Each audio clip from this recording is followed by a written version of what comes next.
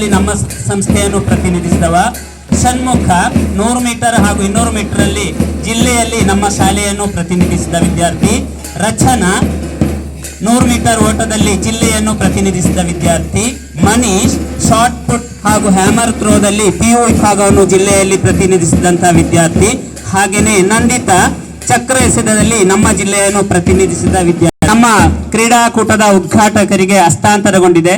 ಉದ್ಘಾಟಕರು ಈ ಕ್ರೀಡಾಕೂಟವನ್ನು ತಮ್ಮ ದಿವ್ಯ ಹಸ್ತದಿಂದ ಉದ್ಘಾಟಿಸಬೇಕಾಗಿ ವಿನಂತಿ.